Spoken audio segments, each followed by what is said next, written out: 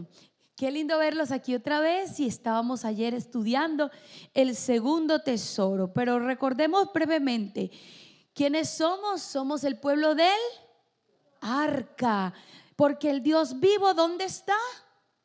En medio de nosotros. ¿Y cómo está Dios en medio de nosotros? Cuando lo dejamos que Él sea el primero y también el último, y que esté en medio de todo lo que hacemos. Cuando tenemos un Dios que nos da reposo y podemos confiar en Él, no ciegamente, recordando todos los milagros del pasado, confiar en que cada situación nueva y difícil que se presenta en nuestra vida, también Él tiene una respuesta que tú y yo ni la imaginamos y mucho menos la conocemos. Pero Él tiene más de 1000 maneras de responder ante nuestras necesidades, de las cuales nosotros no conocemos ninguna. Eso dice la palabra inspirada a través de la hermana Ellen White. Y entonces un día Dios regaló el maná. Y aunque nosotros no lo comimos, lo comeremos porque Dios nos está guardando nuestra porción en el reino de los cielos. ¿Y quiénes dicen amén por eso? Yo quiero el maná, mientras que lo pruebo a ver a mí a qué me sabe. Hoy puedo disfrutar de las lecciones que le trajo al pueblo de Israel y a mí a través de ellos. Que el maná nos representa un triple milagro y una prueba de fe. Un triple milagro me recuerda que tengo un Dios todopoderoso, creador de todo lo que se ve en 6 días y que me regala el reposo, no solo físico, sino para que yo tenga tiempo de calidad para compartir con Él y recargarme. Y me regala también en su sabiduría y en su amor una dieta diferente y especial a la que tiene el mundo hoy, pero la misma que le dio a Adán y a Eva cuando todo era perfecto y Él planeaba que ellos vivieran por la eternidad sin enfermedades y sin debilidades y sin morir. Qué lindo, ¿verdad?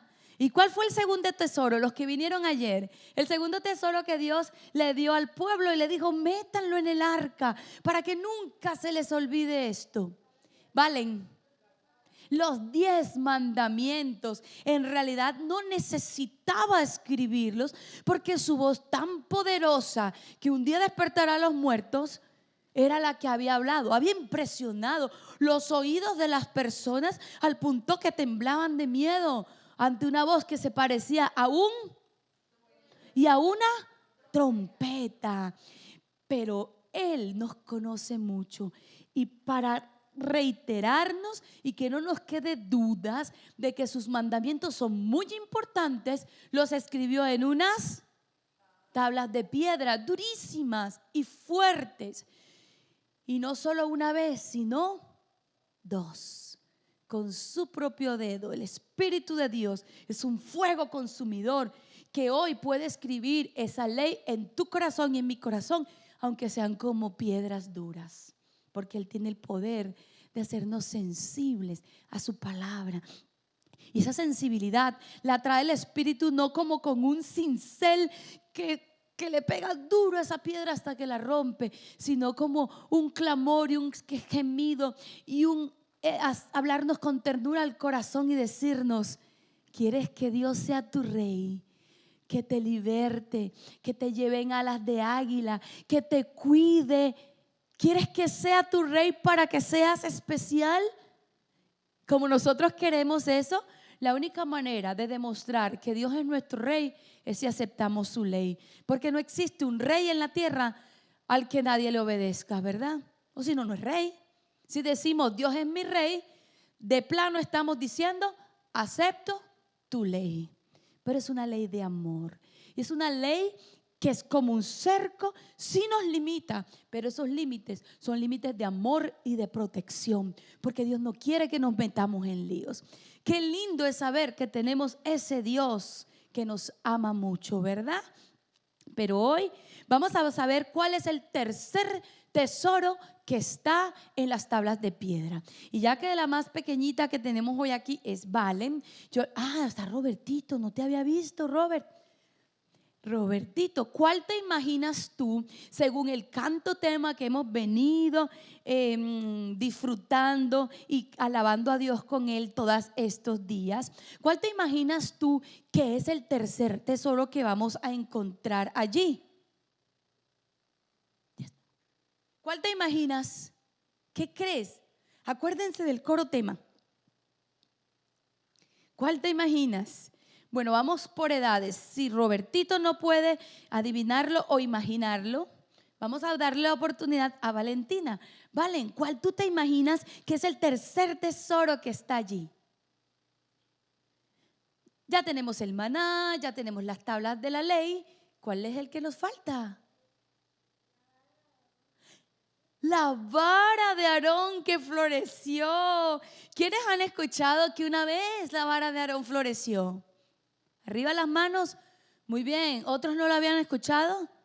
De los que la han escuchado que floreció, ¿quiénes recuerdan exactamente cómo fueron esas circunstancias en las cuales floreció el arca? ¿Quién me podría narrar? Eso fue un día que pasó esto y entonces la vara floreció. ¿Sí la recuerdan? No es una historia muy recordada, pero yo les digo una cosa: si como pueblo adventista levantado proféticamente para 1844, donde empieza el día antitípico de la expiación, y esto para los más pequeñitos suena como muy denso y como que me perdí, pero no se preocupen, el jueves vamos a entender bien eso, hasta los más chiquitos. Para los adventistas todo debería ser muy claro.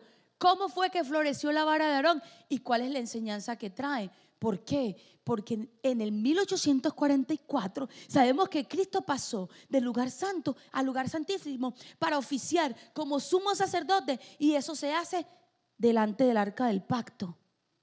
O sea, en este momento la iglesia adventista vive en el tiempo en que es el día de la expiación, donde Cristo está delante del arca, y el arca es más vigente y más importante hoy que en cualquier otro tiempo de la historia, aunque ya no exista el arca original. Que en nuestros corazones, de todos los que decimos que somos del pueblo de Dios, nosotros podamos tener claros los tesoros de las enseñanzas que Dios nos dejó a través de esos recordatorios que estaban allí dentro. Y yo les invito a abrir su Biblia en Números capítulo 16, mientras nuestro hermano Guillermo nos regala la primera diapositiva. ¿Y alguien puede recordar cuál es el título de hoy? Rebelde, rebeldes y más rebeldes. La rebelión. La rebelión es algo bueno o algo malo. ¿Será que a Dios le gustan los rebeldes? No le gustan, ¿verdad? Dios no quiere que seamos rebeldes, pero cuando Dios nos ve en rebelión, Dios tiene una dicotomía. Estamos parados frente a Él y al mismo tiempo que nos mira en rebelión, Él ve dos cosas: lo que más ama y lo que más odia. ¿Qué va a hacer Dios con nosotros? Hoy vamos a ver cómo trata Dios con la rebelión y cómo nosotros podemos salir vivos de la rebelión, libres y bendecidos, y no cosechar las consecuencias naturales. ¿Cómo nos podemos dejar salvar por Dios cuando estamos en rebelión? Y bueno, siguiente diapositiva, por favor. En el capítulo 16 del libro de los Números tenemos un título. ¿Quién se acuerda?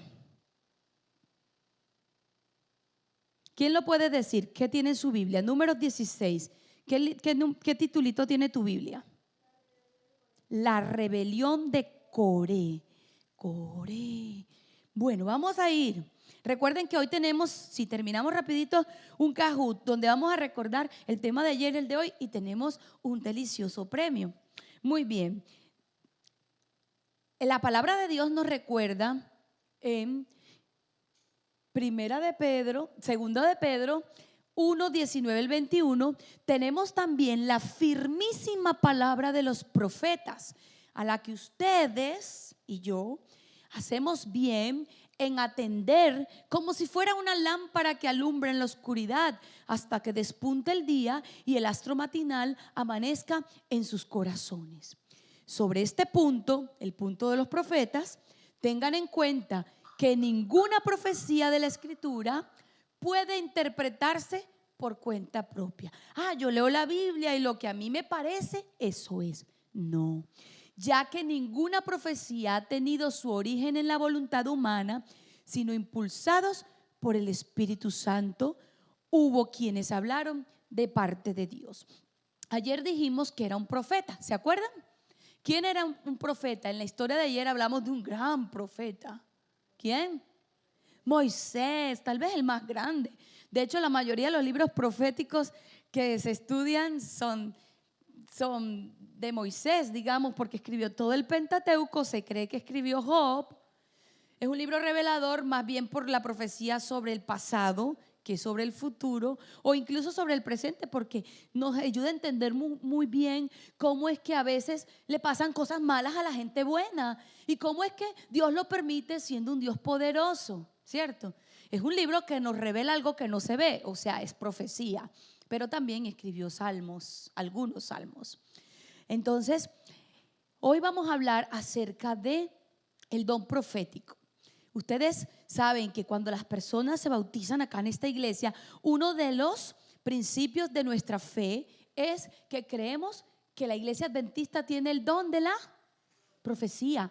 Eso quiere decir que aceptamos el Antiguo Testamento con sus profecías, el Nuevo Testamento con sus profecías, pero también ¿qué? El espíritu de profecía dado por Dios a través de Ellen White.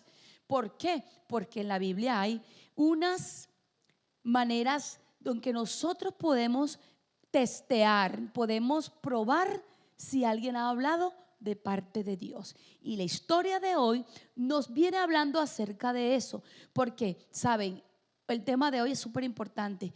¿Han notado la tendencia que hay de muchos hermanos adventistas o incluso congregaciones enteras a ya no leer el espíritu de profecía o incluso a molestarse si alguien habla o predica del espíritu de profecía de Ellen White? Estamos rechazando una palabra, ¿cierto? O también a pararse aquí y dar interpretaciones privadas sobre ellos, que no es lo que manifiesta la Biblia en todo el estudio general que uno puede hacer, ¿verdad? Por eso es que puede en un púlpito adventista hace no mucho tiempo suscitarse de parte de pastores que se desligan del Señor y terminan predicando, por ejemplo, el universalismo, que todos van a ser salvos y que nadie se va a perder. Una interpretación privada que no va acorde a todo lo que enseña la Biblia, ¿verdad? ¿Y qué pasa si estamos ahí sentados, pero nosotros no estamos teniendo la palabra profética como una lámpara? No le vamos a ver la cara a esa persona y no nos vamos a dar cuenta, no vamos a discernir qué espíritu guía a esa persona. Pero la historia de hoy vamos a prestar mucha atención. Muy bien. Números 16 nos habla, siguiente diapositiva por favor, de un rebelde, dos rebeldes y muchos rebeldes. Acá nos dice en 16:1 de Números, Coré, hijo de Ishar, hijo de Coat, hijo de Leví, y Datán y Abiram, hijos de Eliab, y On, hijo de Pelet, de los hijos de Rubén, tomaron gente y se levantaron contra Moisés con 250 varones de los hijos de Israel, príncipes de la congregación, de los del consejo, varones de renombre. Y aquí nos está identificando a los primeros, a todos los rebeldes. Más adelante lo vamos a ver. Nos está mencionando que hubo un levantamiento. Pero ¿cómo entre un pueblo que ha visto tantos milagros, que ha visto a Dios en las plagas actuando, en el cruce del Mar Rojo, en la nube, en el agua de la roca, en el maná que desciende, lo ha visto en Sinaí? ¿Cómo es que ahora nos cuentan esta historia triste sobre gente que se rebela contra ese Dios y se enfrenta contra el profeta que Dios escogió. ¿No había sido claro en todas esas situaciones que ya mencioné en este instante que Dios dirigía a Moisés? ¿O será que Moisés solo podía sacar agua de la roca? ¿Él podía abrir el mar? ¿Moisés podía hacer caer pan del cielo? No, era obvio que el ángel del pacto iba delante y era obvio que Moisés se apartaba de la nube que estaba en la gloria de Dios y hablaba con él y luego les decía qué hacer y luego ellos veían maravillas, milagros, veían el poder y veían la gloria. O sea, debería ser claro que Moisés era realmente un profeta de Dios. Pero estamos hablando de personas importantes, príncipes, de gente de renombre que se rebelan. ¿Cómo se llega a la rebelión?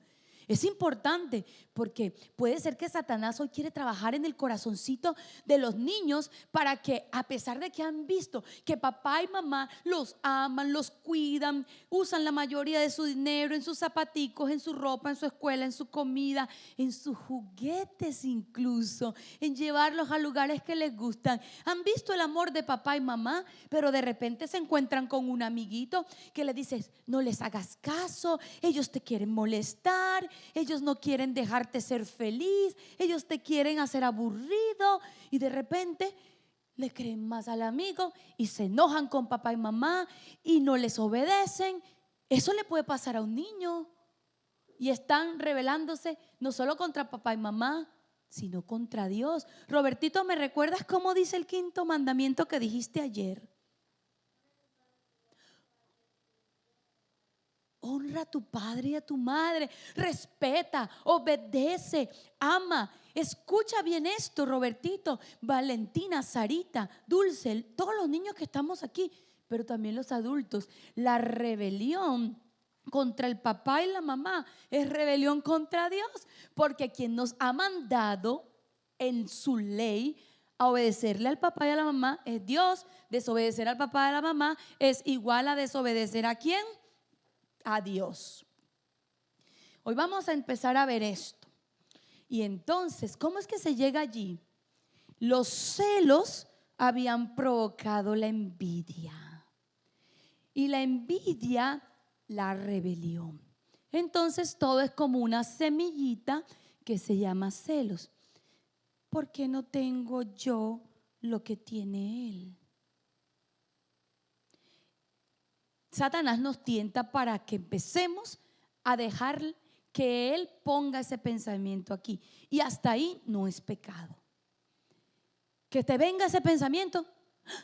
Pero si tú eres un lector de la Biblia y te acuerdas de que el 10º mandamiento dice: no codiciarás nada que sea de tu prójimo, entonces ahí deberíamos parar, ponerle una X gigante, como decía mi Sarita cuando estaba chiquita. Le voy a tachar en mi mente. Lo voy a tachar en mi mente, decía ella. Hay que tachar esos pensamientos en la mente inmediatamente, porque si no los tachamos, esa semillita crece y le salen raicitas y no se ven al principio. Pero si lo dejamos seguir creciendo, un día brota el tallito y ya se ve un poquito, y eso se llama envidia. Pero si lo dejamos y no la arrancamos cuando está chiquita, esas raíces se vuelven más gruesas, Robertito. Es más fácil arrancar una pajita naciendo que arrancar un árbol gigante, ¿verdad? Un árbol es muy difícil de arrancar. Entonces, ya cuando está grandote y tiene tallos y flores y hojas y frutos, eso se llama rebelión. Y luego ahí es donde cosechamos los amargos frutos de la rebelión, y el destino de todos los rebeldes lo vamos a conocer hoy. Ellos habían discutido mucho el derecho de Moisés a su gran autoridad y honor. ¿qué pasaba con Coré? Ustedes pueden seguir la lectura ahí en número 16. Ellos llegaron y le dijeron así. Pasa a la siguiente diapositiva, por favor, hermano. Coré era un primo de Moisés. La siguiente, por favor. Pero entonces, es que tú te volaste una, donde estaban los rebeldes. Sí. La segunda, donde está en la lista de los rebeldes. ¿Quién era? No está. Bueno, déjala allí. La leemos. Sí, resulta que, bueno, yo se los voy a narrar y ustedes lo tienen acá. Coré era un primo de Moisés. Miren, lo triste que pasa en esta historia es que los propios de la familia y los más allegados a veces son los que hacen más difícil nuestra vida.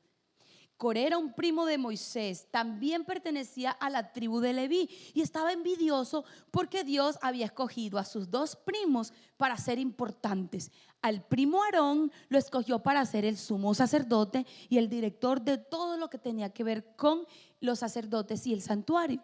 Y a su primo Moisés lo había escogido para ser como el presidente del pueblo, el que daba las estrategias militares, las leyes civiles, o sea, poder religioso y poder civil. Y él decía, pero yo también soy importante, ¿por qué no me escogió a mí? Si nosotros leemos el capítulo que se llama precisamente la rebelión de Coré, en Patriarcas y Profetas, ¿saben qué dice? Que Coré sí había sido importante para Dios. Dios sí lo había tenido en cuenta. Cuando Dios invitó a Moisés para ver su gloria en el monte, en el capítulo 24 de Éxodo, Coré subió entre esos 70 que subieron, dice Ellen White. Y allí vieron la gloria de Dios y el suelo del monte parecía fuego. Era una piedra que era como tan brillante y reflejaba un fuego. Parecía que caminaran en medio del fuego porque Dios estaba en el monte. No solamente Coré, Datán y Abirán, ellos habían estado allí y habían visto la gloria de Dios junto con Moisés, sino que Coré había sido invitado a trabajar en el santuario. A ellos les tocaba tomar estas varas y cargar en sus hombros los muebles santos. Eso era importante. Nadie más lo podía hacer. Y hoy nosotros tenemos una lección. La iglesia hoy funciona también con un orden que el Señor lo estableció. Hay personas que tienen un don, hay personas que tienen otro, hay personas que tienen un ministerio, hay personas que tienen una tarea y otras. Y nadie puede decir, ay, es que yo quiero que me nombren en esto y nombraron al otro. No, haz lo que Dios te dio para hacer con todas tus fuerzas, como para el Señor y no para los hombres. Cuando tú muestres alegría, responsabilidad, reverencia, así sea en algo chiquito que Dios te da a hacer aquí en el templo, Dios te va a dar un trabajo más grande. Él es el que promueve. Nosotros mismos no nos podemos promover porque eso sale mal, como lo vamos a ver en la historia de hoy.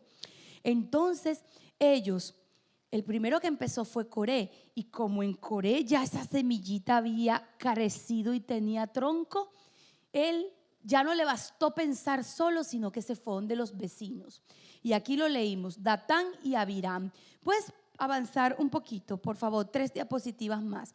Datán y Abiram no eran de la misma tribu, no eran familia, pero eran de la tribu de Rubén. ¿Se acuerdan de los hijos de Jacob?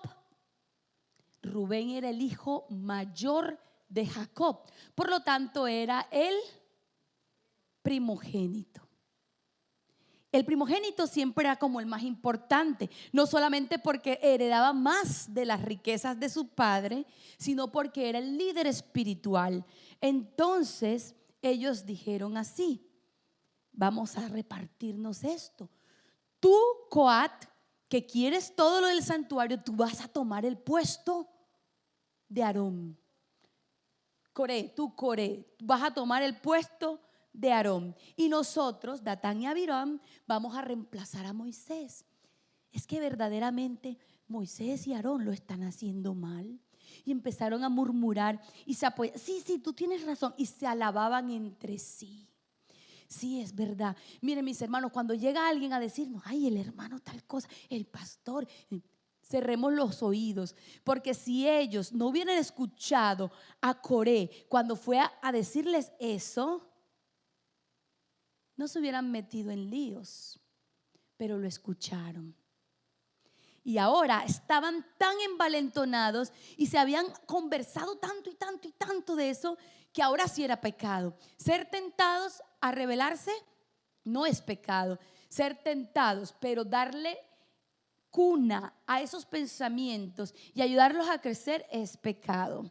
Y ahora entre los tres se fueron a visitar a otros vecinos. Hicieron una reunión secreta de 250 príncipes, los más importantes de las tribus. Y entre los 253 y uno que mencionaban ahí que se llamaba On, se alababan entre sí y se decidieron a revelar públicamente sus sentimientos. Se presentaron delante de Moisés y Aarón con grosería. Moisés y Aarón, lo hemos resuelto. Ustedes lo han hecho mal. Hace poquito Dios nos dijo que íbamos a estar 40 años dando vueltas en el desierto y que íbamos a morir aquí. Por culpa de ustedes, porque ustedes hacen las cosas mal, nos han guiado mal. Pero si nosotros fuéramos los líderes, ya podríamos meter a todo este pueblo. Las cosas no saldrían mal. Ustedes nos tienen aquí dando vueltas porque nos quieren que nos muramos en el desierto para luego quedarse con nuestro ganado y nuestras riquezas. Y no lo vamos a permitir. Y Moisés y Aarón se quedaron, ¿qué?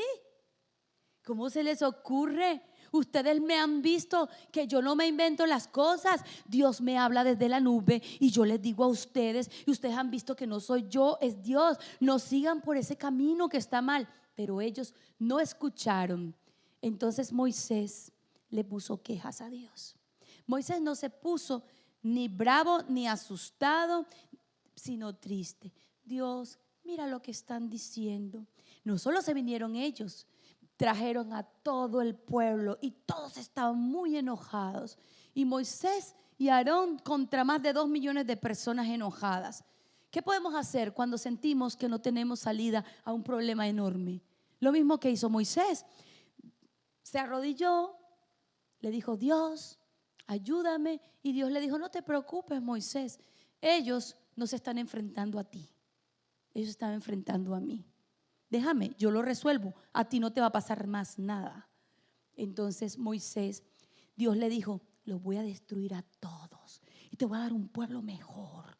Y Moisés dijo, no, aunque sean groseros y rebeldes, no los mates, Dios, yo los quiero.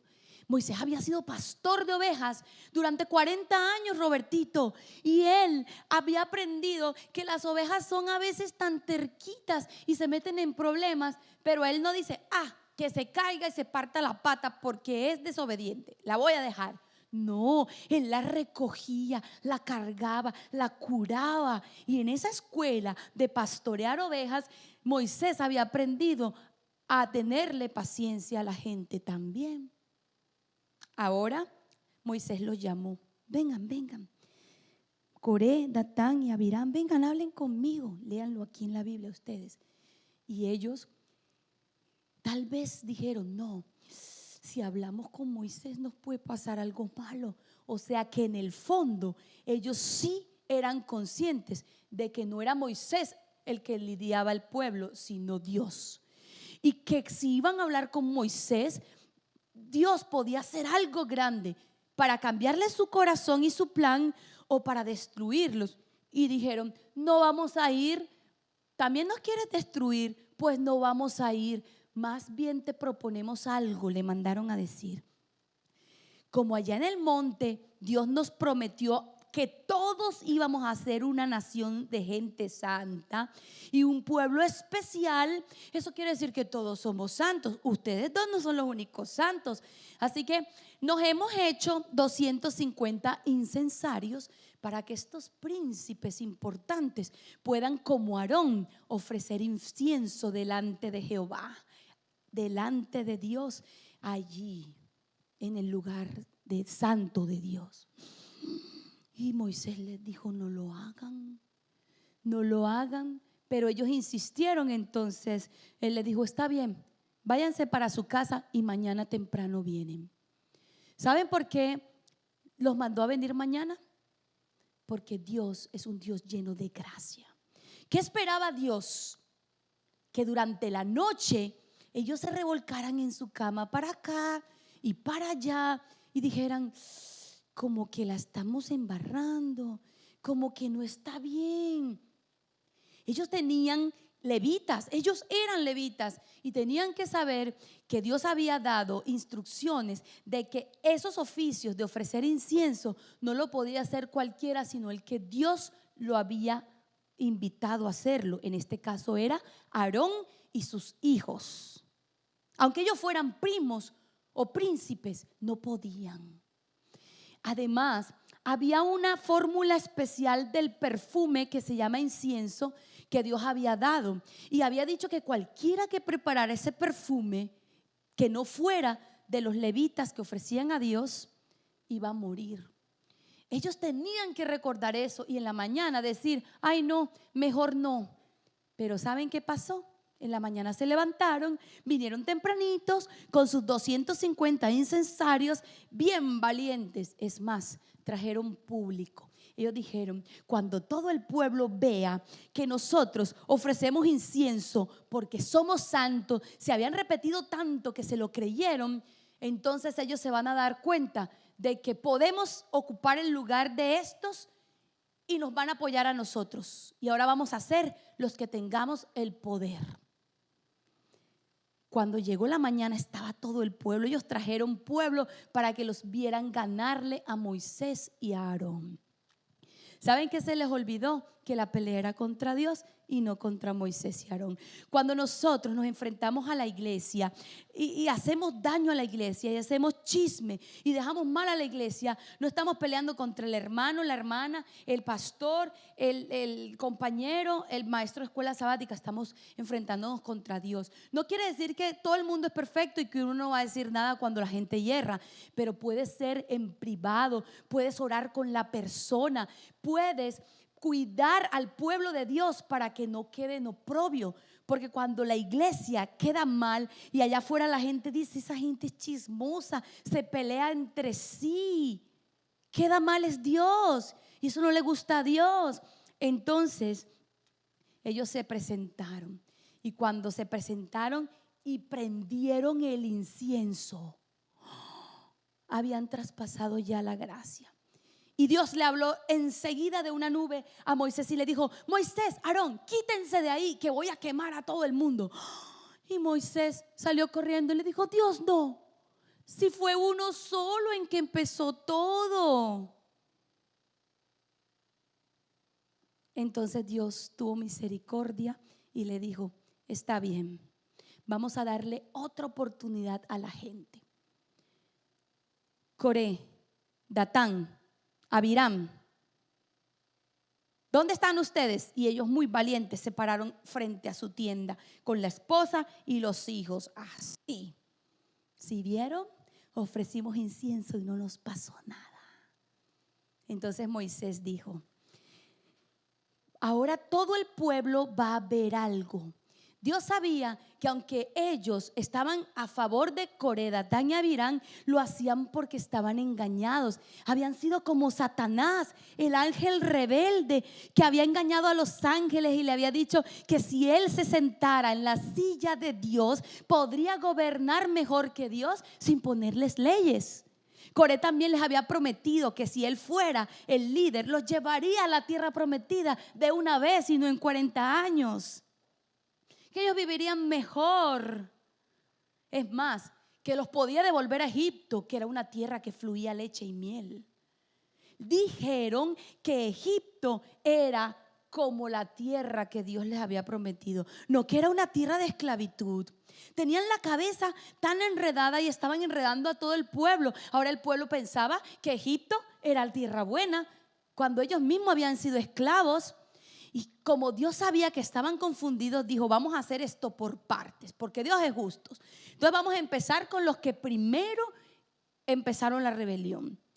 Entonces le dijo Moisés al pueblo: si estos hombres que están aquí parados se mueren de viejitos, tranquilitos en su cama, era porque yo no era profeta de Dios. Pero si pasa algo raro ahora en este momento y ellos mueren, ustedes van a tener clarito que ellos no estaban con Dios, sino en contra de Dios. Y todo el pueblo estaba así. De repente se abrió la tierra, como así un terremoto, supongo, pero solo del ladito donde estaban las casas de ellos. Se abrió la tierra justo en las casas de ellos, en las tiendas de ellos, y luego ellos cayeron al hueco que se abrió y la tierra se cerró otra vez. ¿Ustedes se imaginan eso? Impactante, ¿verdad? Y mientras caían, gritaban: ¡ah! Coré, Datán, Abirán, las esposas de ellos, los hijitos de ellos, las casas, las sillas, las mesas, todo lo que ellos tenían. Dios exterminó a los primeros rebeldes y el pueblo se estremeció. ¿Saben por qué lo hizo así? Solo a ellos, porque quería Dios que los 250 que se habían dejado engañar primero vieran y tenían la oportunidad de caer de rodillas y decir: ellos nos engañaron, nos arrepentimos, ¿verdad? Sinceramente, pero no lo hicieron. Entonces Dios volteó y dijo: entonces, como ustedes no se arrepintieron, voy a hacer algo con ustedes. Y descendió fuego del cielo y los quemó a todos. Un fuego que quema todo. Entonces Dios le dijo a Aarón: corre. Dios le dijo a Moisés y Moisés a Aarón: corre, recoge los incensarios de cobre que ellos tenían, 250 incensarios, que son como algo para quemar perfume. Y Aarón los recogió a toditos. ¿Y sabe qué les dijo? Llévatelos, hazlos derretir y pégaselos al altar del sacrificio, que no está guardado adentro del santuario sino afuera, y todo el mundo lo ve todos los días. Esos recordatorios son para que el pueblo sepa que no debe trastornar la palabra del Señor, que si Dios escogió a Moisés, es Moisés y Aarón, y respetarlos, que no debe traspasar la gracia de Dios y que no debe llamar a la obra de Dios obra del diablo. ¿Qué fue lo que pasó? El pueblo salió corriendo para sus casas, horrorizado. Dios no les hizo nada. Era la noche de la gracia para ellos y en sus camitas se volteaban y se volteaban. ¿Qué tenía que hacer un pueblo sabio? Aprovechar la gracia. ¿Qué es gracia? Oportunidad de salvación. Los primeros rebeldes fueron destruidos, luego los segundos fueron destruidos. Seguimos nosotros. Es hora de arrepentirnos. Ya tenemos claro que Dios hizo algo sobrenatural y mató a los primeros 3 y luego a los 250. Dios les había quitado la venda de los ojos, ya no tenían excusas, ya no podían decir que habían sido engañados. Ya estaba claro que Dios había escogido a Moisés y Aarón y no a los otros. Pero en la mañana se levantaron y se fueron a buscar a Moisés. Y Moisés esperaba que dijeran: Moisés, ora por nosotros para que Dios nos perdone por haber pensado mal de ti. ¿Y saben qué vinieron a hacer en cambio? Se pusieron muy bravos y traían piedras y querían matar a Moisés y Aarón. Ustedes mataron a los santos del Señor ayer. ¿Por qué ustedes son malos? ¿Saben cómo se llama eso? Vamos a la siguiente diapositiva, mi hermano. Ellos estaban diciendo que el poder del Dios invisible que estaba haciendo las cosas no existía, que era Moisés el que había hecho esos milagros que habían dado muerte a los muertos del día anterior, a los rebeldes. ¿Cómo así? Claro. ¿Quién había matado a los rebeldes? Dios. Pero ellos decían que era Moisés y que eso no había sido una buena cosa, sino una mala cosa. Ahora, vamos a la siguiente diapositiva, mi hermano. Cuando ellos vinieron en esa actitud, estaban haciendo lo mismo que habían hecho los otros, que los llamaron a hablar para que tuvieran una conversación y se arrepintieran, y no quisieron. Luego que los mandaron a dormir para que se arrepintieran de venir a traer la ofrenda sin ser invitados por Dios, y no quisieron reflexionar. Y luego el pueblo que se fue a dormir después de ver los juicios de Dios y llegó grosero al día siguiente. Habían despreciado la gracia de Dios. Y a veces nos pasa así. El Señor nos perdona, nos muestra, nos enseña, nos revela, nos dice por ahí no es. De repente vamos a la iglesia y predican y sentimos que el Espíritu Santo nos dice: no te cases con esa persona, no te juntes con este, no veas esta televisión. Cuando los niños vienen al culto y se habla de que ver televisión de violencia, de inmoralidad, de brujería, a Dios no le gusta. Eso es el Espíritu Santo hablando. Pero si seguimos haciendo lo que ya sabemos que Dios nos dice que no, estamos diciéndole: Dios, no quiero que me hables más. Y Dios no tiene más remedio que darnos un castigo, porque la gracia se ha acabado. Siguiente, por favor. Entonces, al día siguiente, cuando el pueblo llegó así de grosero, Dios le dijo: quítate, Moisés, quítense, los voy a destruir ahora sí. Y enseguida se desató una plaga gigantesca y en un momentico empezaron a caer muertos, muchos muertos. Y Moisés, como los amaba tanto y representa a Jesús, que a pesar de que somos malos y merecemos la muerte, Jesús intercede por nosotros. Moisés se arrodilló y le dijo a Aarón: coge tu incensario, el tuyo, y órale al Señor en medio de los que están muriendo para que Él detenga la plaga. Y Moisés oraba en un lado y Aarón oraba en el otro. Y en ese momento en que hicieron esa oración, alcanzaron a morir 14,700 personas.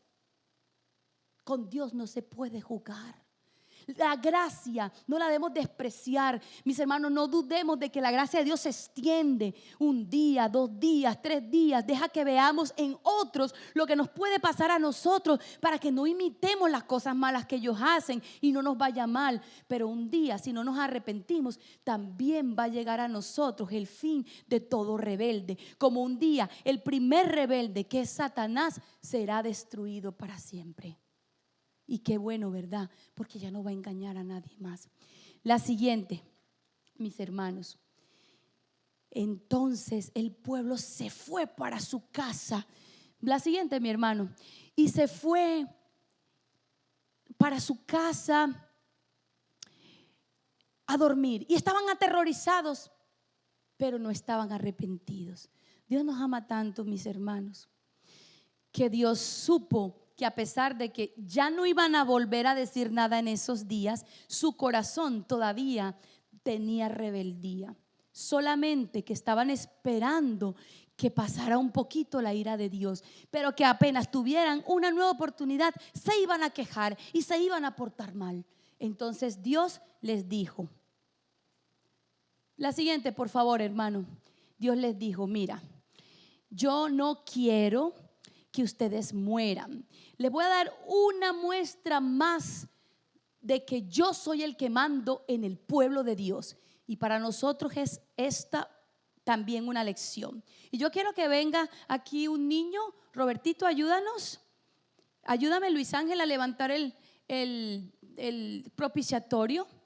Entonces le dijo: traigan de cada tribu del pueblo una vara. ¿Cuántas varas había que traer? Una. O sea, en total 12 varas, una por cada tribu. Y de la casa de Leví, la que van a traer es la vara de Aarón. Y aquí es donde sale este milagro. Todas las varas estaban muertas, pero esa noche dejaron 12 varas frente al arca del pacto durante toda la noche. Y Dios dijo, si mañana vamos a recoger las varas, vamos a ver que una va a estar florecida. La vara del que esté florecida, ese es el líder que yo he escogido. Y cuando levantaron esa vara y leyeron el nombre del dueño de la vara, adivinen qué nombre decía. Aarón. Tenía hojas, tenía flores y tenía frutos de almendras. Wow, eso fue todo un milagro. Porque antes la vara era un palo de madera que había sido árbol cuando estaba vivo, pero cuando la habían cortado del árbol era un palo muerto. Como era un palo muerto, Aarón no tenía que echarle agüita todos los días a la vara, ¿verdad? No, ya estaba muerta. ¿Y qué pasa si Aarón le echaba agüita todos los días? ¿Iba a florecer? No, porque ya no estaba plantada, ya no estaba viva, no tenía raíces.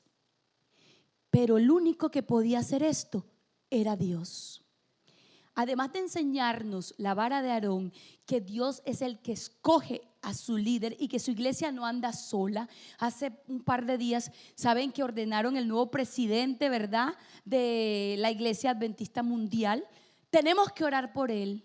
Y si tenemos alguna diferencia o dudamos, presentémosle al Señor en oración eso. No hablemos mal de las personas, oremos y pidámosle al Señor discernimiento.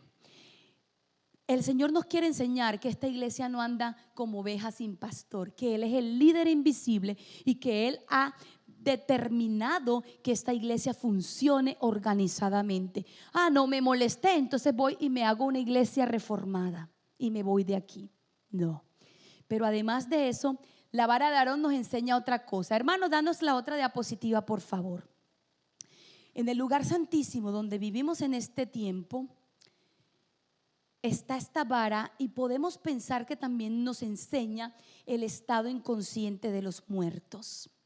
Nos habla de la resurrección, nos habla de que cuando un ser humano muere es como la vara antes de florecer. No siente, no necesitaba agua, no se iba a morir porque ya estaba muerta. Los muertos no oyen, dice la Biblia, acá dice, solo duermen. Solo duermen, no necesitan nada, así como la vara de Aarón no necesitaba ni abono, ni luz del sol, ni agüita, porque ya estaba muerta. Los muertos no necesitan nada, ni que oremos por ellos, ni que les dejemos comida, ni agua, ni que hablemos con ellos. Por lo mismo ni siquiera nos pueden oír, ni tampoco nos pueden ayudar. Pero Dios es tan poderoso que así como hizo revivir una vara muerta, un día Cristo Jesús con su voz de trompeta va a venir y va a despertar a todos los muertos, incluso a los malos, pero por turnos. Cuando Cristo venga en su segunda venida, va a despertar a los muertos amigos de Él para que vivan eternamente, felices, con un cuerpo sano, joven, sin dolor, sin enfermedad, para nunca más morir. Pero luego también va a despertar en su tercera venida a los muertos rebeldes para que reciban una sentencia justa, así como fue justo en la rebelión de Coré, Datán y Abirán, que a cada uno tuvo su turno, ¿cierto? También en el día en que Dios dé juicio sobre Satanás, sus ángeles y todos los impíos, a cada uno le va a dar según su obra. Algunos van a sufrir en el lago de azufre más tiempo que otros, y Satanás va a ser el último, pero no hay ninguna cosa como un infierno donde la gente sufra por la eternidad. Entonces, mis hermanos, Dios quiere que recordemos esto, porque para este tiempo Satanás va a revivir su mentira original con más poder, haciendo que hayan espíritus engañadores, fantasmas, nuestros propios familiares hablándonos en sueños, en apariciones, la Virgen, los santos, los personajes bíblicos, para decirnos que Dios ha cambiado su ley, que ha cambiado el sábado al domingo, y decirnos cosas. Y como nuestros ojos lo ven y nuestros oídos lo oyen, podemos caer en ese engaño y ser llevados como todos esos que le creyeron a Coré, Datán y Abirán. Pero Dios no quiere que eso nos pase. Por eso es importante que nuestros niños hoy recuerden eso. En esta noche vamos a escuchar un especial, Noemí, y vamos a darle gracias al Señor, porque esa vara es para nosotros no solamente una tranquilidad de que este pueblo no es liderado por seres humanos, sino que hay un Dios invisible que está liderando a su iglesia y la va a llevar hasta la victoria. Aunque muchos queden en el camino, como muchos quedaron en el desierto y murieron, pero hubo un pueblo que entró, los fieles, los obedientes, los que respetaron a Dios. Nosotros también podemos estar seguros de que esta iglesia va a llegar a la Canaán celestial con todos los que perseveremos hasta el fin en la fe del Señor. Que no nos dejemos engañar ni por el falso día de reposo, ni por el estado de los muertos, ni creamos nada del espiritismo. Pero también es para nosotros la vara una esperanza. Si estamos tristes porque alguien que amamos murió, recordemos que esa vara floreció, que el Dios que hace florecer esa vara va a hacer levantarse de la tumba a mi Padre. Y también si yo muero, Él tiene el poder de levantarme a mí. A Él sea la gloria, la alabanza por los siglos de los siglos. Amén.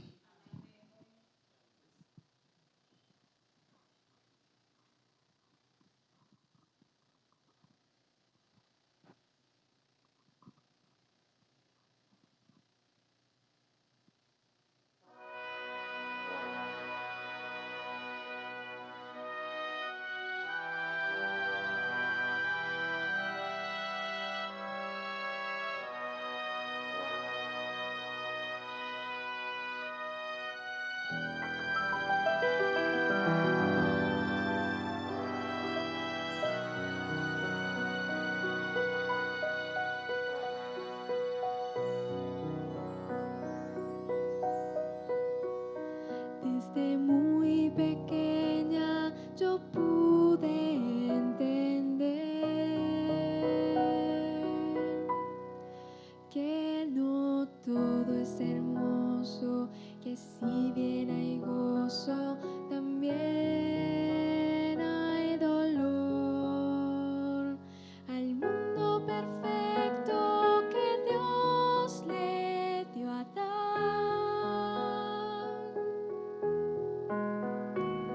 llegó un enemigo trayendo consigo la muerte fatal.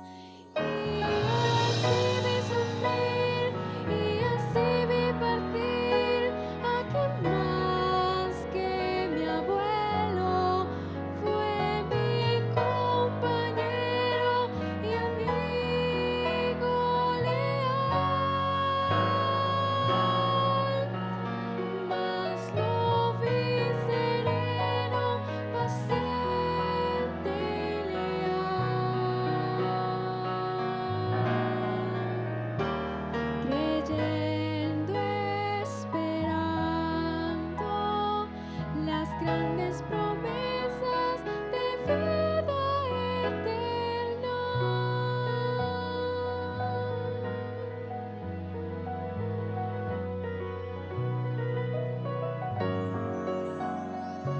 Ya sé su secreto de gozo y de paz. Escuchar cada día a Jesús en la Biblia y hablarle al orar. Saber que la muerte no es el final.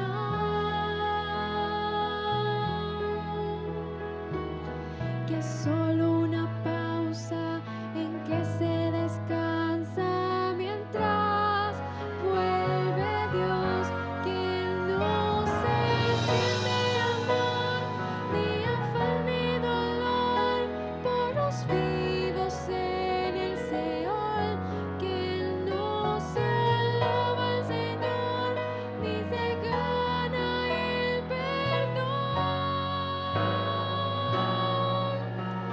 que muy pronto Cristo vendrá como Rey. Y con voz de trompeta llamará a la vida a los fieles a Él. El Señor destruirá la muerte para siempre y secará todas las lágrimas de todos los rostros, y en ese día juntos diremos: este es nuestro Dios, le hemos esperado y nos alegramos en su salvación.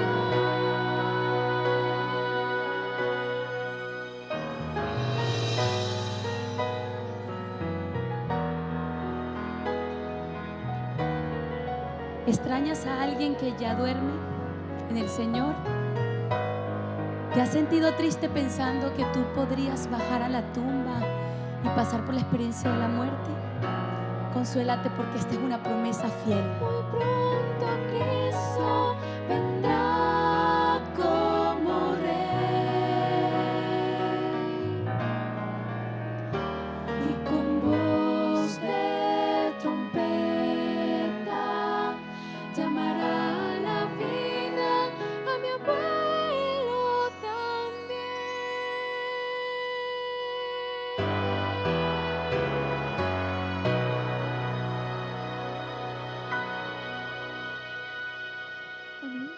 Amén. Esta canción la compuse después de que murió mi padre. Y espero que también sea para todos ustedes un recordatorio y un consuelo, y los llene de gozo, que cuando recuerden que hay un amado suyo que duerme en el Señor, se alegre, porque como esa vara vivió, como Cristo resucitó, también los que mueren en Cristo resucitarán primero. Los invito a ponerse de rodillas.